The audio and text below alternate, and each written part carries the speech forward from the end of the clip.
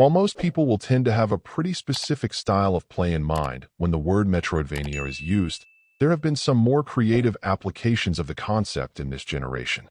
Sure, the majority are played in a side-scrolling fashion with an elaborate map, usually a fair amount of combat, some puzzles, various upgrades, and backtracking. What I have enjoyed have been the few indie titles that have played with that formula, with Yoko's Island Express easily coming to mind given that it was a pinball-based Metroidvania adventure. Now, with Pipistrello and the Cursed Yoyo, we have another example of a title that uses some of the common elements of the genre, but takes its own path in some cases as well. Billed as the gaming world's first Yoyovania, the first thing you'll notice is that the game is played from an isometric perspective, immediately deviating from the formula, but with good reason.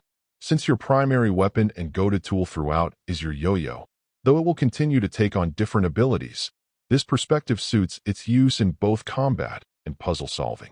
In particular, I like how you're able to get it to ricochet off of walls to both get into areas you can't reach or to allow you to take out enemies from a sneakier angle. The ability to throw your yo-yo is also an early critical skill, the first of quite a few, that will continue to add critical skills you'll need in order to tackle everything the game throws at you. One thing I'll give the game credit for is that it doesn't take it easy on you. In order to continue on, you'll have to demonstrate some solid jumping skills, smart use of the tools you have at your disposal, and an ability to be patient since some puzzles will require a mix of planning and skill to pull off. If you're on the less skilled end of the gaming totem pole, that may make this a little too much of a challenge, but that isn't to imply the game is overly tough. It can just be demanding in some areas. However, if you'd like to enjoy something that deviates quite a bit from the norm, offering up Metroidvania play that can sometimes look more like a beat-em-up with its overall look, this is a great choice. Overall, my final score for the game ended up being at 8.1.